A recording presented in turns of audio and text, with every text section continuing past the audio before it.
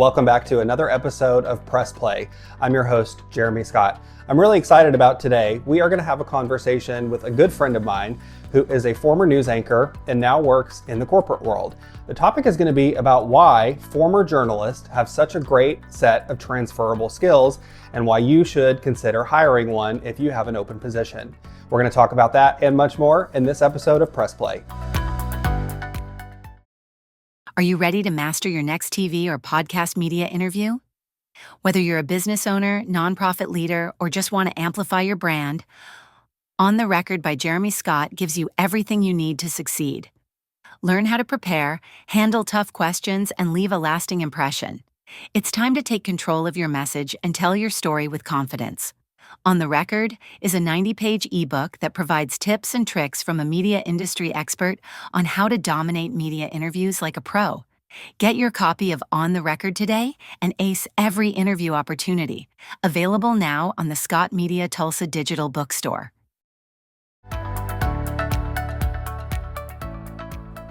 Well, welcome back to Season 2, Episode 4 of Press Play. I'm really excited today. I have a special guest with me, a good friend, Meagan Farley, a former TV anchor, now working in the corporate world. Welcome. Thank you for having me. So when I decided to do this episode, you were the first person I thought of. Oh, fantastic. Because when I thought of somebody who used to work in news, who decided to leave, and could talk about the benefits of hiring a journalist, you lived that. But before we get to that, though, talk a little bit about your background and how you got into news. So I always knew that news was what I wanted to do. From 8th grade, I was in high school student newspaper. I was a declared journalism major in college day one. And I did 5 internships in the TV and the print journalism world. So I immediately got out of college when I graduated journalism degree, moved to New York City, worked at ABC News. And then from there, I was like, I don't think I want to do the production side. I want to be on air. I want to interview people. I want to tell their stories on a daily basis. But with that, you knew that you had to take a big risk and move to somewhere very small with a very minimal paycheck. So I went from New York City to Topeka, Kansas. And from there, 4.5 years, grew to main anchor, moved to Roanoke, Virginia, Southwest Virginia, launched a 7 p.m. newscast there, went up to upstate New York for 2 years, Albany, moved closer to my family, was weekend anchor there. And then in 2014, I took a job as weekend anchor in Tulsa. And so I have been here ever since. And what about the news business excited you when you were in it? Well, there was always a need for me to have excitement every day. And I always knew that what I wanted to do with my career was to have something that was different every day. But I always loved talking to people. And I've always known that if you are in news and you're a journalist, you are talking to people and you are interviewing people on either the best or worst day of their life, because that's what makes news. And so you have to have empathy, but you also have to have the drive to get to the bottom of stories. And so I knew that I could never do a corporate type job, that was really slow every day. I needed a challenge and I needed a goal to constantly be reaching to.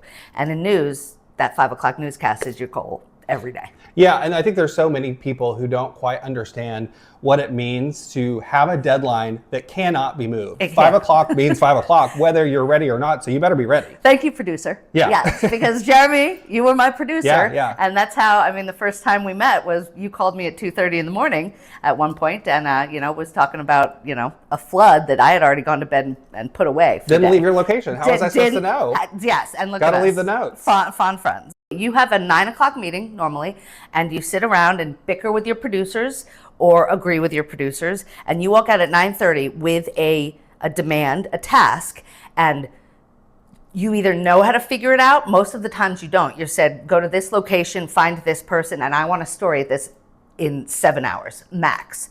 And so as a journalist, you have a responsibility to bring that. And every day you're able to, I say, put a package together, put a ribbon on it, and present something at 5 o'clock. And you have to. And there's really no excuse out of it. So. Well, and now there's even more with digital. You have not only television, you have digital, you have reels, you have scripts all over the place. It's insane. There is an intense amount of multitasking that comes with journalism.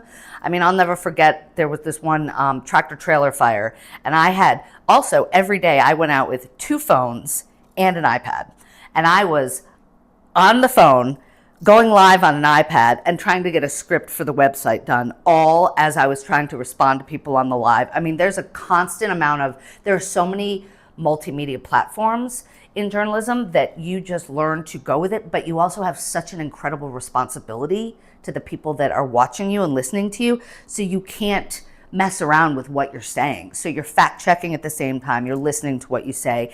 And truly, I would tell people at the end of the day at 5 o'clock, it's a job that you can go home with and not have to bring home with you because you presented your gift at 5 o'clock. You did what you were supposed to.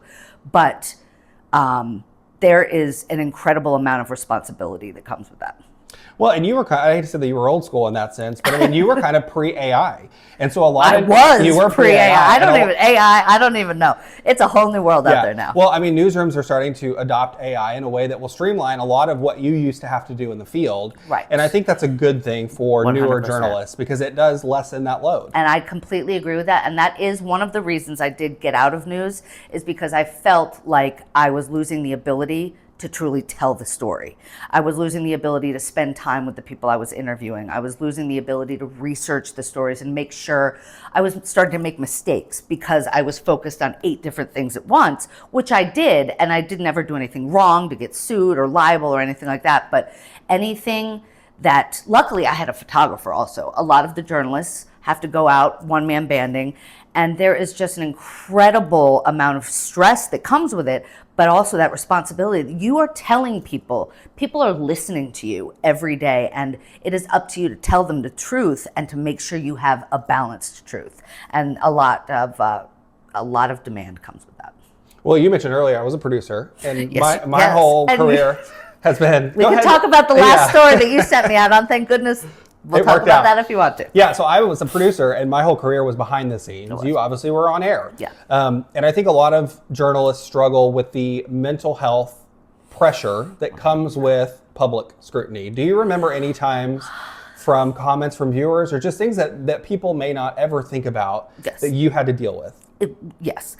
But one of the earliest things people told me, because in the beginning of my career, the web wasn't, you couldn't comment as much as you could now. This was 2005. But I was always told, don't read the comments. But I was also told, for every one comment you get, 1,000 people are thinking the same thing. So that's a dangerous thing. Yeah. One person had the audacity to say it. So I would just never, I would, as much as I could, not read the comments. But also, I wished people understood that I knew that I was doing the best I could. And sometimes, starting in a starter market, my paychecks were $580 every 2 weeks. You don't have money for a wardrobe. And people would comment on what you're wearing or how your hair looks and this, that. And I always, luckily, had enough confidence in myself as a storyteller and I never went out there and tried to change my voice or do anything. It was just, trust me. And if I'm not wearing top-notch suit today, just listen to me. And that worked really, really well for me. So yeah, the pressures were very intense. Yeah, and I mean, you talk about you don't take the work home, but you do kind of take that scrutiny home for sure. 100%. Yeah, and how did you deal with that? I think a lot of journalists, that's a good question, because I think a lot of us try to please, because maybe we know that we're not Katie Couric or whatever, but in a smaller market, I ended up over-pleasing and getting involved in the community and getting people to like me for who I was, and then they would trust me as a journalist. So taking home, unless you're involved in your community, people are not going to listen to what you say and they're not going to trust you because they don't know you. They have to know you. Well, and your community involvement is what got you kind of where you are today. I mean, when you were... It wasn't my hair. It wasn't my suits. Even though it all looks great. Yeah, I don't have to do much anymore. Well, explain to people what a beat is, because your beat was kind of downtown business development type. Yes. I've always had an incredible passion for watching cities grow and being a part of growth. I mean, I moved to Topeka, Kansas. I moved to Roanoke, Virginia, Albany, New York, and then I moved to Tulsa, and it was like, there are incredibly special people doing things behind the scenes that they don't get recognition for. And in news, a lot of recognition goes to the murderers, the murders, the shootings, all the bleeds, it leads. I don't even know if people use that term anymore. But I found such passion and such happiness in telling the stories on the other side. And so that's how the Tulsa Rising beat came up. And I had so much to be able to tell in the city of Tulsa because there was so much happening. And I was part of it.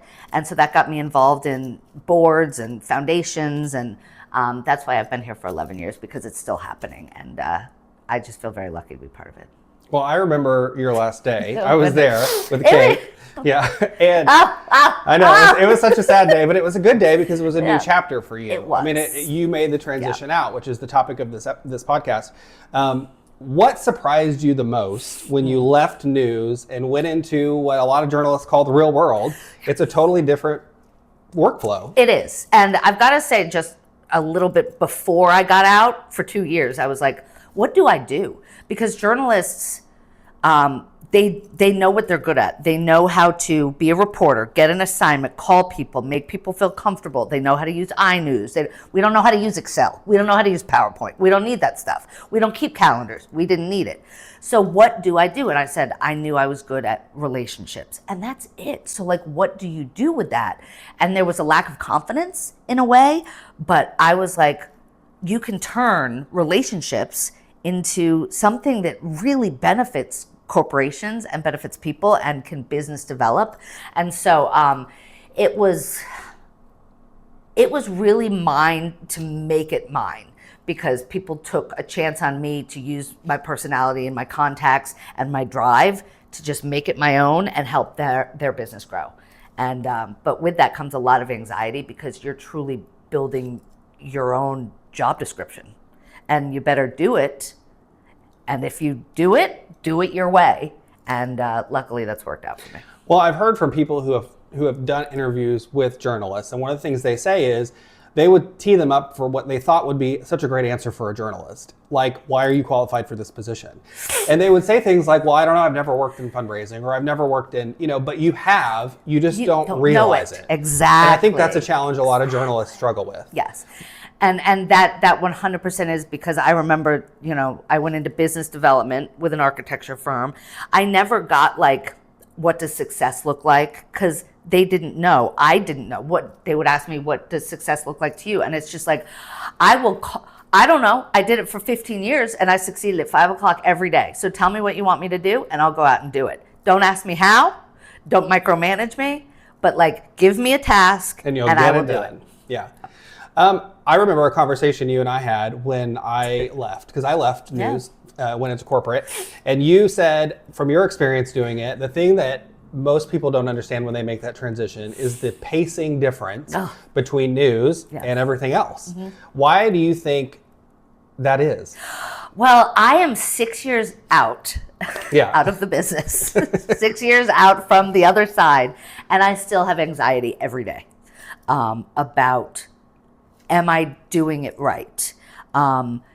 This is a long game. Relationships are long games, but I was, as a journalist, doing the long game while still being able to present every day and give a model of success. And that's not what happens necessarily when you get out of the industry. And people don't realize that. But on the other side, flip that coin, you tell us to do something, you'll have it by the end of the day. Mm-hmm. I mean, and you'll get that because we're so used to doing it that way. So also, if you can edit this out if you want, if you give us something that's due in 4 months, we'll start it in 3 months and 2 weeks. Yeah. And we'll get it done. But because that's how we work. But there is an incredible amount of pace that we're used to that'll never leave our blood if you're in the news for a certain amount of time. I remember my first week in corporate. We had done. You get nervous. Well, it was nervous, but I hit the ground running, and our whole team did a United Way Day of Caring. Yes. And obviously, I know how to do video production, and so I said, "Well, I'm going to shoot some video. We're going to put it together," because that's what I had done before. Yeah. And they loved it. They wanted to do it. Yeah. I had it done by the end of the day, and then I realized that there was an approval process. It had to go to Tennessee. There were graphics that had to be built. Couldn't use these. They had to make sure that this. And so what was supposed to be posted by the end of the day, because that was the day of caring, took 3 months, and it was finally posted 3 months later. And how did you handle that? I mean, by that point, you just move on because, like you say, you work so fast, you're used to that. I'm like, well, I was upset and kind of annoyed at how long it took, but then I remembered what you told me. That's normal. That's normal. It is. It's just so bizarre. It's so bizarre, but also like you have to, truly the best thing anybody can do if they want to hire a journalist is know that you will 100% get what you ask for. You will 100% not get it if it can't be done. And you need to let that journalist do it their way and have trust and faith in them that they will do it and not micromanage or watch them, because truly everybody needs to hire a journalist because we are a unique bunch, but like we don't mess around. And we'll get whatever you want us to do, we'll do. If we can't do it, we'll tell you we can't. What advice would you have for someone who's currently a journalist or in journalism, might be where you were 6 years ago, thinking about what do I do next? What would you tell them about the potential transition to corporate world? I think I have been very lucky, and I've never actually been asked that question before, so I'm just answering as I go, but I think you need to find your passion. Some people might leave journalism just to go to be a PIO or community relations or something. I am in business development for an architecture firm. That's what I've done for the last 6 years, 2 different firms. Make sure that whatever you're doing is for something that you have incredible passion about, because in news, every day you have that passion to talk to that person and hear their story and tell their story correctly. And if you don't have that passion for the industry that you're getting into, you'll die on the vine real quick, because that's not how you work. So find something that you love. I love architecture. I love Tulsa. I love going after things and finding them. And luckily, that is what I do for an architecture firm now. I'm still a journalist as a business developer. I am constantly going to city council meetings, listening for the next big thing, looking for the RFPs that are coming out. The exact same thing I did in news, but not with the demand that came with it daily. But I still have that, and I've been incredibly successful because I've had bosses and worked for companies that have let me do it my way, and I've been successful with it. Well, there's so many of us who have worked in this business. It never leaves you. It never leaves you. The desire and the love for that. That's why we're recording this right now. I mean, you get used to it, and it's just a part of your life. It is. Final question for you. Do you ever miss it? Mm-hmm. And do you consider, or would you ever consider going back into news if the right opportunity came along? And I think another question that I do get a lot is, what would I tell folks that are, me 6, 7, 8 years ago? I think I left because I could do it in my sleep. Once you are to a point in a career when you are happy where you are, you don't necessarily see a growth in that area anymore, and you weren't challenged, you've got to find something new to do. I didn't want to leave news.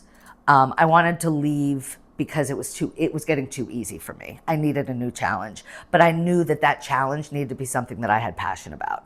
So for anybody who's thinking about getting out, as soon as you start to feel resentment or anger or frustration, and as soon as you don't enjoy going out and talking to those people every day, you've got to go.